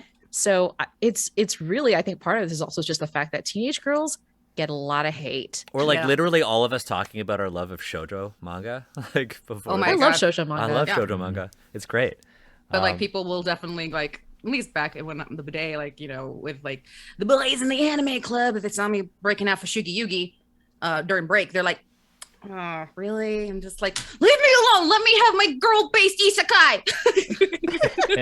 Yeah, it just was so refreshing to have a Asian girl in media like be cringy as fuck. Yeah, it's so cool to see her be messy and loud and weird. I mean, like, this is what we want in diversity this of pin representation exists now, and I love it. Yeah, it's so cringe. It's because, and this goes back to the whole thing, like having to deal with the emotions, like literally says the whole like everyone has a messy part of themselves. Right. And it's like, that's true. Everyone does have a messy part of themselves. And it was so nice to have a Chinese girl be shown as having a messy part of themselves. And like, that was a good thing for her to embrace it. Like, I can just imagine with this movie, if I had watched it when I was a teenager, been like way more like, oh yeah, I can be a fucking weirdo and it's fine. And someone will love you for it. Yeah. Exactly. Like Jin Lee. Yeah, we was talking about Ming's panda, who's like, it was quite destructive, but your mother, she was incredible. And I'm like, get you someone who will love you and your messy panda side. Your messy kaiju panda side. Yeah. And it's just so important to like have that, and to because that is a message that's not just for Chinese girls, right? It's just also a message for everyone that like being messy and true to yourself is difficult. It's a difficult thing, especially if you live a certain life that has certain traditions and everything. But being true to yourself and learning how to mesh the two together, those two parts of yourself, so many multifaceted parts of your life together, is an important thing. And it's just people need to stop talking about relatability, because the important thing is it a good story. And if relating to it, again, like I've talked about, it's just a cherry on top. It's just another thing to put on top of it as like to enjoy that experience. But that doesn't make it that's not the entirety of the experience. Yeah. The entirety of the experience is these characters. The entirety of the experience is the storytelling. The entirety of the experience, especially with an animated film, is the artwork, is the craftsmanship, right? Everything about it is what made it a good experience. And then for myself, being able to relate to it, which is great. That was just another thing that just made it lovely to me. But I still would have gone, and I was talking to like my family about it. It's like, yeah, this movie's not relatable to everyone. That doesn't matter. That doesn't change anything about it. Doesn't change anything. So, okay, I want to go through a couple of questions, and there is a topic on our agenda that we haven't covered yet. That we talked about, Sonia, that I would like to address, but like I'm talking about in our private chat, I honestly think it should be a part of a larger conversation, and I don't want it to be a footnote. Now, we have a couple of questions that I think we could go through pretty quickly from our patrons. First one is a really simple one that's not a simple one. Caught myself there. Is a very good question related to what we're talking about, and it's, what is the youngest age you would suggest for a child to watch this movie? Ooh, that's a good one. It's a good one. I don't know, because like my niece is like 2 years old. She's probably watched it. I think people are gonna like it. I mean, the youngest ones are really gonna like it because it's got a cute red panda, right? Big red panda. I think honestly, it's if they can understand the movie or just enjoy the visuals, I think that's more than enough. It's a movie that you can watch multiple times and get a lot of value out of it. Right? Yeah, I think the only thing I would have in terms of like an age restriction is if you have a kid that is a little bit more, timid, they might not be so There's crazy some scary about bits. The kaiju bits. Yeah, that's true. Because kaiju bits are definitely a lot. They might not be super into the giant Yeah, panda destroying stuff, but I think generally speaking, we don't put an age restriction on most Pixar movies. Yeah. So I'm just gonna say the way that you generally learn, like maybe we don't want to have the whole in Up, for example, the scary scene of the dogs chasing the bird, and it's just like basically shot like a horror film. Maybe not have, like, if you don't want to address that, that's fine. I don't think the topics themselves are really an age restricted thing, or the story itself is not an age restricted thing. It's more like a potentially. There's some scary scenes. Honestly, it's the visuals and how your child can handle it, because like my niece for a very long time when she was 1 was terrified of the short lava because of the big boom. There are layers. There are layers to Turning Red that you can experience. It's just like a lot of these more like these cartoons that have some adult themes, like Adventure Time, right? Mm-hmm. Everybody's gonna get something out of it, whether it just be this cute, cool thing or like this really, really deep examination of childhood trauma. So Steven Universe is the same way. Yes. Yeah. Really good example. Mm-hmm. Yeah. I would say, again, most Pixar films, like if your child is okay watching Finding Nemo or like Inside Out or like WALL-E, Turning Red is probably kind of the same level of appropriateness. Oh, there are even then, it doesn't have death in it, like a fucking ton of the other Pixar movies do. Right? Let's first of all, it's true. Let's talk about the opening of Up. Can we just talk about the opening of Up? I can't listen to that theme without crying. You know what's really hard? Lion King, Wiping away tears underneath 2 layers of glasses. The glasses I normally wear for my visual correction, and the 3D glasses in the film. Yep. Very difficult getting out all the tears. A quick one. Let's kind of go through an easier one. What's your favorite Asian moment that might have gone over a mainstream audience's head, or favorite Canadian moments? Mine. Cut fruit. Cut fruit. Oh yeah, Cut fruit. That was mine. Yeah. Cut was there. Canadian ones are going to be the streetcar. Yeah. Doing homework on the It's streetcar. so weird to me when I just saw when my friends just like I go to their home and they just bite into fruit, and I'm like, you don't cut your fruit. Like I still cut my fruit. Like I get like apples from the farmer's market and I will cut them. And then I will bring them out for us to eat. Oh man, I think for me, like favorite Asian thing is just the love that goes into creating the food, because like I guess like for my family and like a lot of Asian families, the way sometimes we don't say I love you out loud, but the way we do say I love you for certain is by feeding each other. You know how good food. they say about Chinese people is like, you know how they say I love you is have you eaten? Have you eaten yet? Have you eaten? Are you hungry? Yeah. Oh, have you eaten rice? Have you eaten rice? Yeah. Have you eaten Sorry, rice? Okay, that's generational trauma for me. I will say, okay, there's one very specifically Asian thing that I loved. So Jin wears these sandals, and they're black with like this white stripe. And they're like an Adidas knockoff. And all of my male relatives wore those sandals. Yeah. I gotta I've rewatch seen all that. those sandals. Yeah. So I was like, this is also like a deep cut.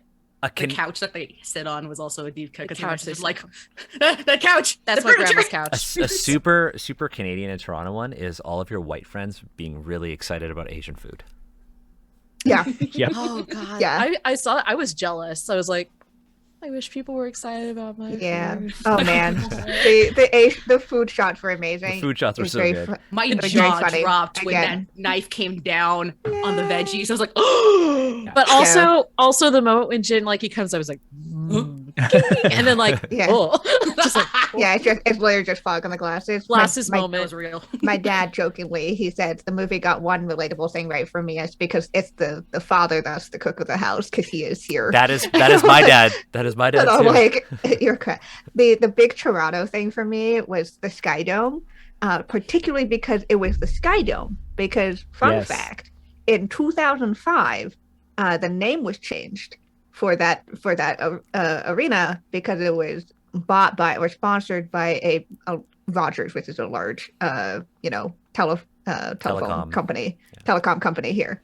So the fact that it was the Sky Dome when it was said in 2002 was just like Yep. Ah. Oh man, do you remember when stadiums had like a name and it wasn't just like the brand name? Yeah. You know? But so that was just a unique thing, and I had to literally go look up when the Sky Dome turned into the Rogers Wow. Center because my brain was just like, that was recent. It was not recent. It was 20 years ago. Yep. It's also like you've got the CN Tower and the Sky Dome behind you, Kiana, and it's visible on the overlay. literally right here. Yeah. With the Sailor Moon lighting and the fade. Sailor Moon palette. Yes. Now, okay, so we have another Sorry, question. one more thing I want to mention go, as far Steve. as like Sorry, a I didn't great even ask you. Asian moment is okay. You know the montage of like all the pictures. There's a picture of Ming feeding May. Oh, just and like her mouth is like so open. Oh yeah.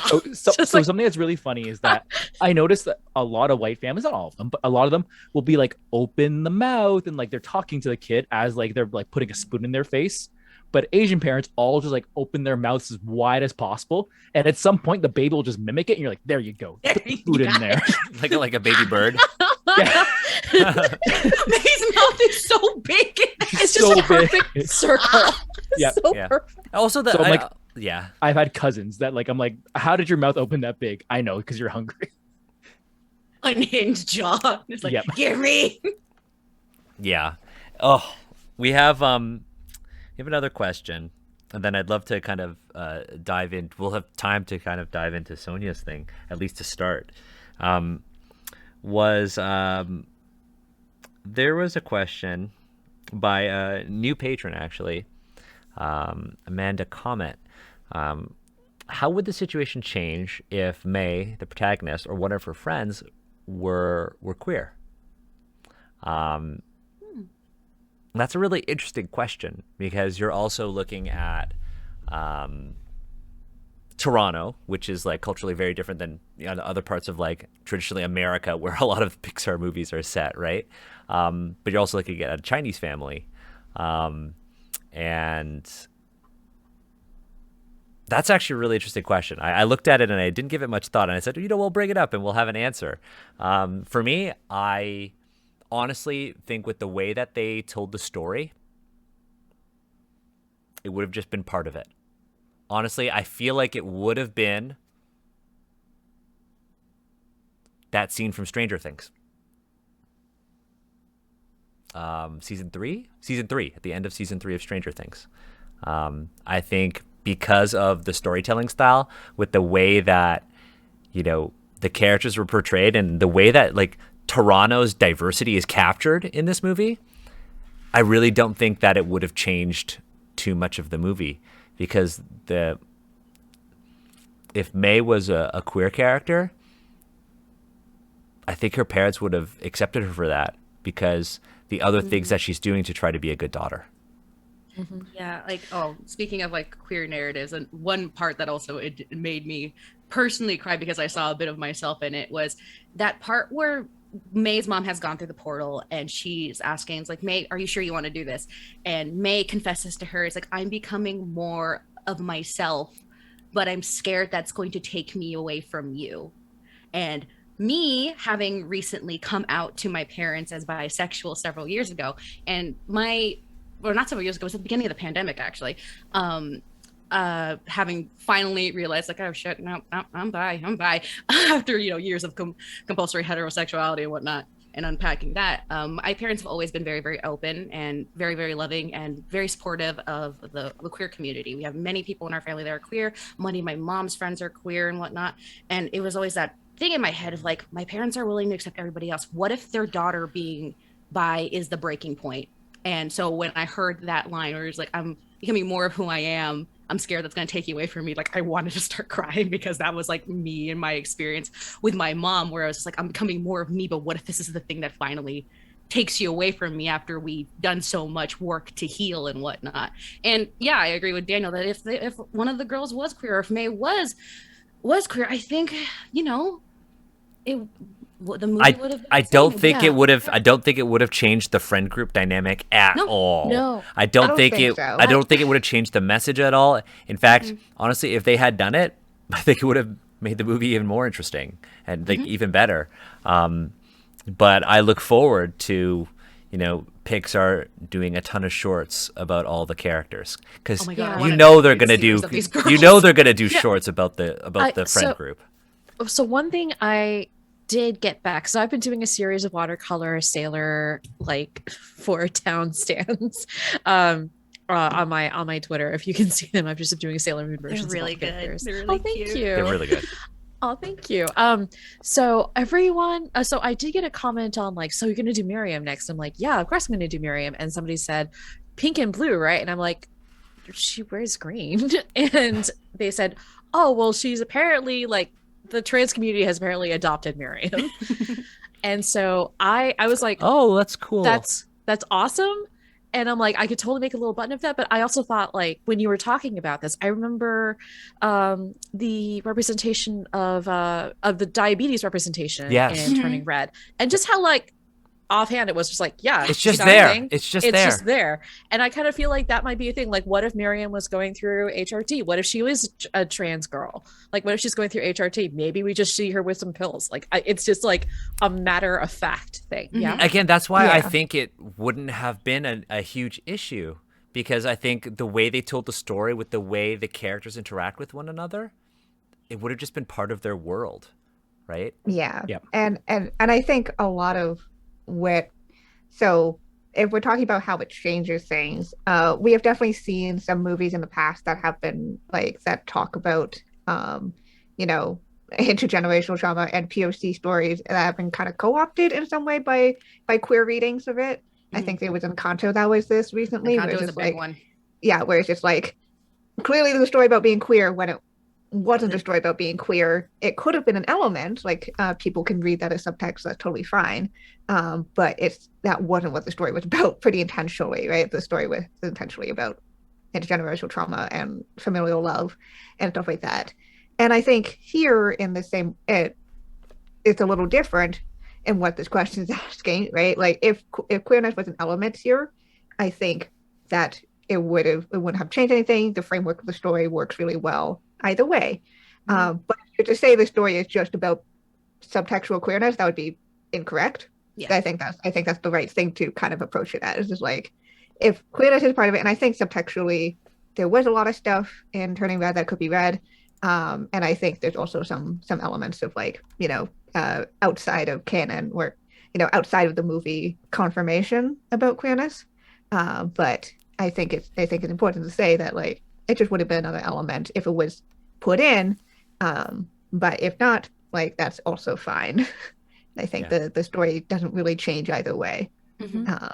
It's centered very strongly on one theme. Yes. Yeah. And I think that's where this is like an ongoing thing, but talking about intersectionality and the nuances of it becomes ever more important. So it is totally valid to like have this queer reading of the movie, but to, like you said, kind of like co-opt the message and try to, force certain narratives and things like that the directors didn't intend, though valid, has limitations.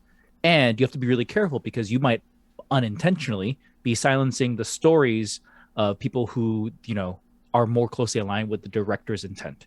Right. Of course, I'm a big fan of killing all of your artists, killing all your authors, but at the same time, there is validity in talking about the context of how these things get created. Right.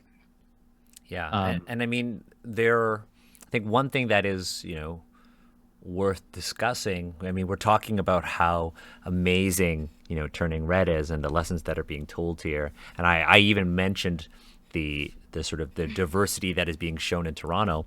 But there is a very valid point that you, Sonia, made about the film, and it is a very valid critique. I mean, we talked off air about like a potential contextual reason why, but I really think it's worth bringing up what you talked about because it is a totally valid critique that honestly I didn't even notice until I saw your post. And I was my essay, your essay, and I was honestly too busy crying over the movie.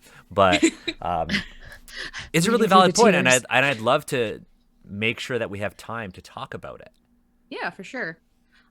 So for those of the viewers and listeners that are not in the Discord, during the past, I think, week or two ago, the subject of people were bringing up the issue of cultural appropriation, specifically Black cultural appropriation, coming up in the film. And people were started talking about that, and I was like, "Hey, I got something to say. 7 a.m. Let me wake up." And basically, so I'm basically, if you've been in our Discord server, I'm literally just going to be reading what I wrote because it's there. But let's get into it. So in terms of the subject of Turning Red and appropriation of specifically Black culture, a lot of people have been critiquing like the girls are appropriating Black culture. You see it as a constant through line throughout the movie, and this is a valid critique that I agree with a whole lot. Turning Red is an incredibly accurate window into what it was like growing up as a kid in like 2003 during like the boy band craze, because like it's a period piece.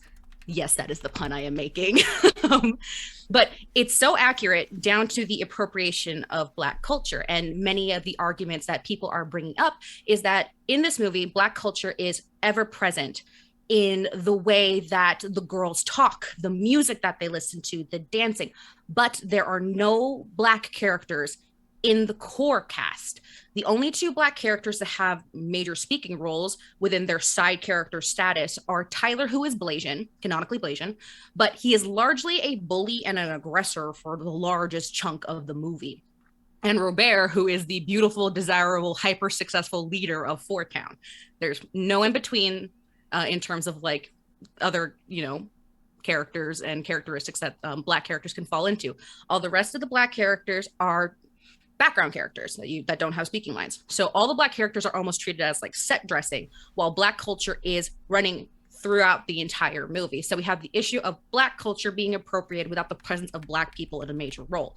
And someone could argue that, oh, the girls are imitating Four Town and that's just what it was like back in the day.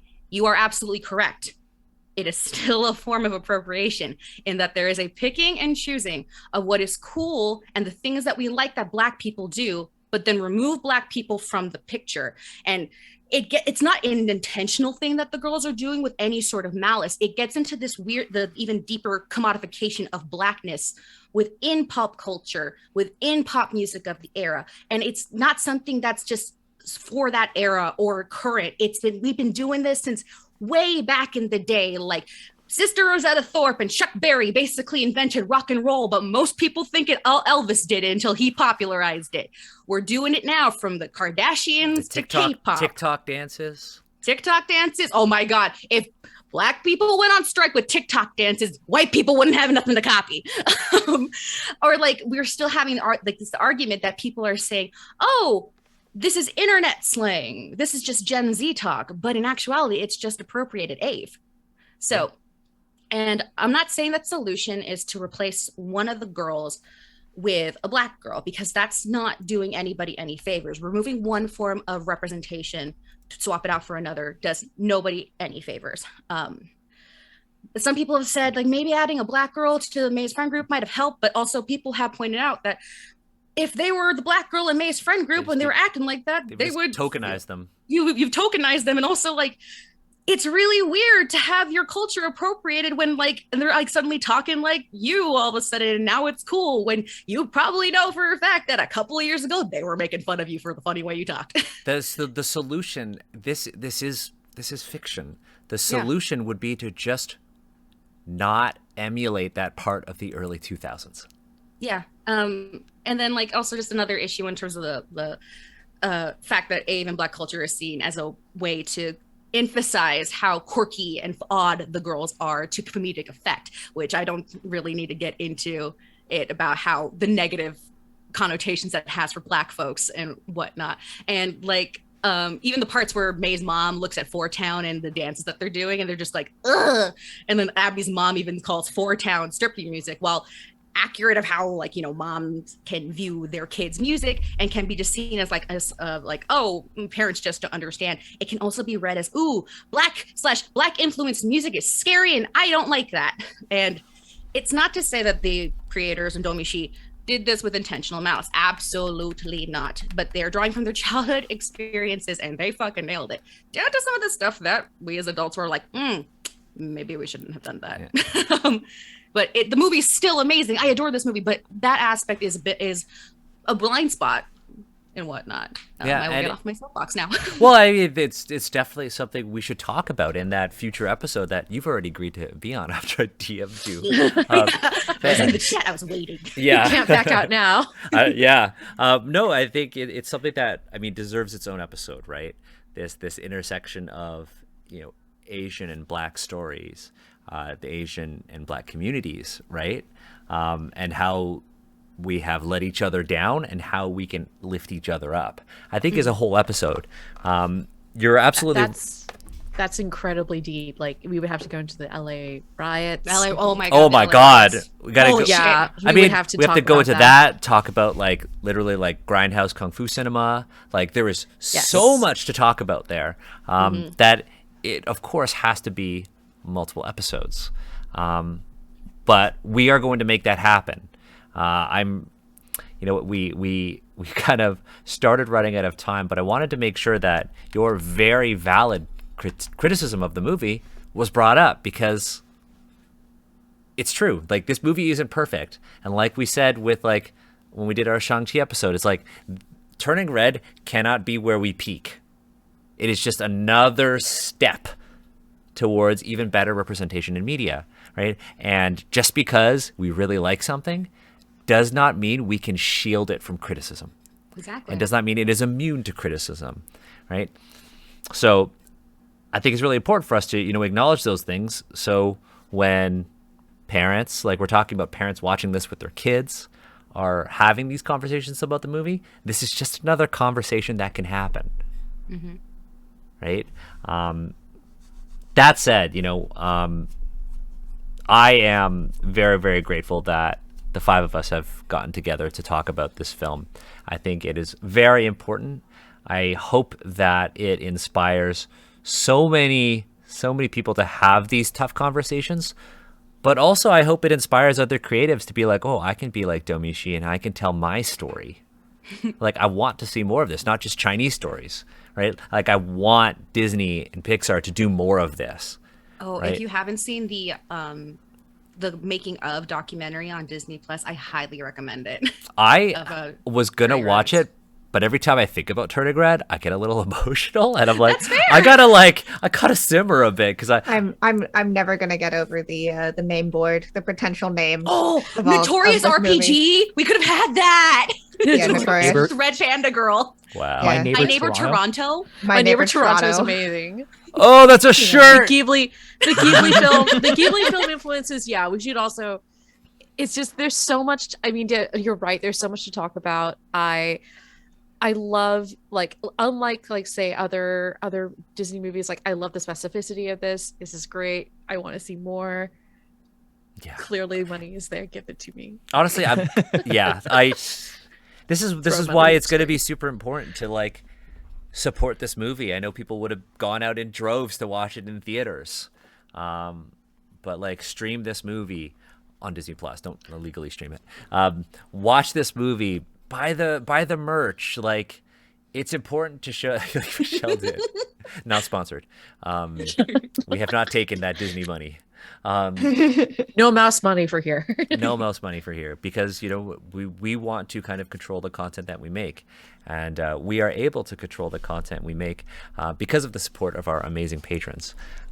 We have a lot of people to thank because look, this is running Asians Represent is hard, and having these conversations is difficult, and maintaining our Discord community and making sure it's a safe and growing space is tough. And we're able to do things like continue to produce this content, get new mics, not have to take on sponsors to do it, like we were talking about, Steve, because of our amazing patrons.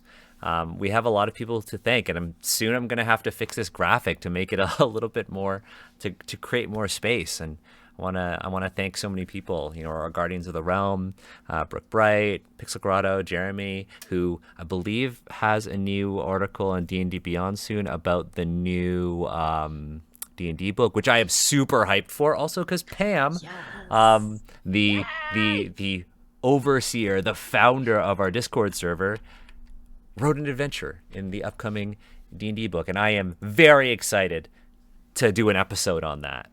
Super excited to do an episode on that because I think it is like we need to show people that this is the kind of content that needs to be supported.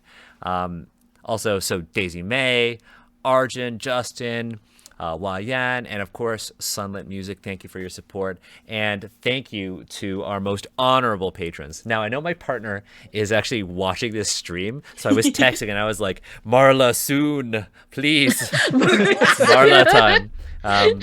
Because we give the Marla. Bring Marla, please. I actually get to see Marla like as it happens instead of being one person in chat going Marla. Yeah, so we're talking about like red pandas. Well, we've got Big Marla. Got Big Marla. Big Marla. I ran the numbers and I did calculate Marla is a kaiju. Marla so just like straight up is a kaiju. I literally shared a picture of Marla on Slack at work, and the senior manager of my department was like, "Can you send additional photos for scale?" She's so strong. Put a banana next to her. Banana for scale. Yeah. The first time I went over to Daniel's met Marla. place. I've met Marla. The first time I went over to Daniel's place, I didn't see Marla at first because she was off hiding. And then we were in the middle of recording, and I just feel something nudge my bag, and I look down, and it's a raccoon. Cool. Just like it's a fuzzy orb. And I was like, oh no, I love her. Yep. She was trying so hard to get into my bag. Yep. She was just like, hey, you got something here for me? And I'm like, I do not. I just have love. Agatha brings treats. I thought you were going to say that you couldn't see Marla because everything was Marla because she was so big. No, she was hiding, and then she came out and she was just like, "Oh, hello." So you know who Marla doesn't hide for? Our most honorable patrons. Marla, come on, Marla, please come into frame, Marla. So Marla, you have to thank the most honorable Metal Weave Games, Valorous Games, Dungeon Glitch Matt, most honorable *2 Epic Impulse, Name really X, into it. and Amanda Comment. Can we get a little squeak, Marla? It was kind of there. Yeah, it was kind of there. Marla, you want to say bye to everyone? Hold her a little higher. There we go. Little one. Say bye to everyone, Marla. Marla, I love you. Okay, she's squeaking now. She's upset. She's There we go. Yes. hangy orb. Yeah. Don't talk to her. She's so hangy. She is the moon. But that said, I wanna. Oh, hey, I wasn't expecting that. Father. Father, please. I want to thank Steve as usual for joining me on our 2-year Twitch anniversary, and Sonia, Kiana, and Michelle for just being here with us for this special day, special anniversary to talk about this special movie. And of course, thank you for being vulnerable. Thank you for being open. And thank you, audience, for listening, watching. This was a tough episode, but I think at the end, we kind of have come to the conclusion that, yes, this is a Chinese-Canadian story set in a very specific Canadian city, but it is a story of universal themes. It's a story about having conversations, tough conversations with your parents about trauma and their trauma. It's about being true to yourself and how that's difficult. And of course, coming to that understanding that, your parents are human beings too, and they are flawed, and that is okay.